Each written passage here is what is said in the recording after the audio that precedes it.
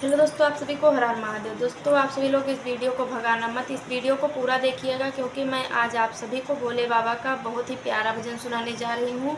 तो आप सभी लोग इस भजन को ध्यान से सुनिए और अगर ये भजन आप लोगों को पसंद आए तो प्यारा प्यारा एक एक कमेंट ज़रूर करिए। तो चलिए दोस्तों, आप लोगों को मैं सुनाती हूँ, सभी लोग ध्यान से सुनिए।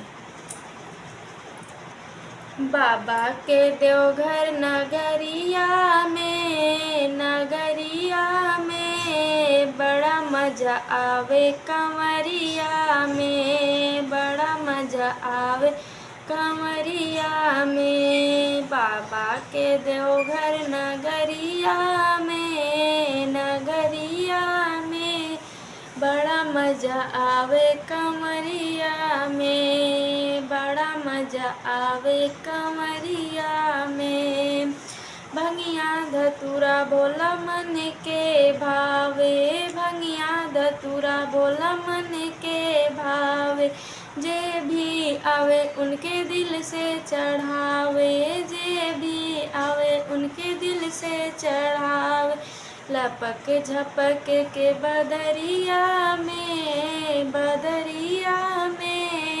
बड़ा मजा आवे कंवरिया में, बड़ा मजा आवे कंवरिया में। बाबा के देवघर नगरिया में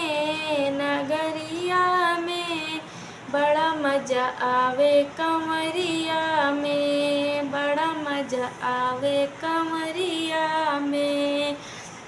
अड़भंगी भोला गौरा संगे नाचे, अड़भंगी भोला गौरा संगे नाचे।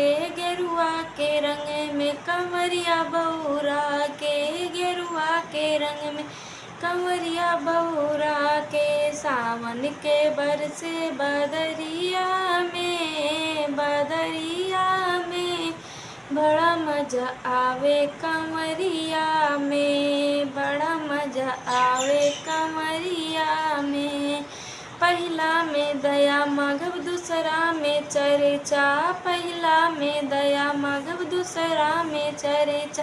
तीसरा में नमन पर नमवा में, तीसरा में नमन पर नमवा में।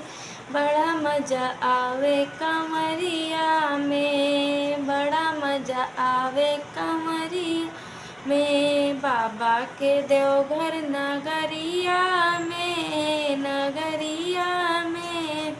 बड़ा मजा आवे कंवरिया में, बड़ा मजा आवे कंवरिया में। आप सभी को हर हर महादेव। अगर ये भजन अच्छा लगा हो तो प्यारा प्यारा एक एक कमेंट ज़रूर करिएगा।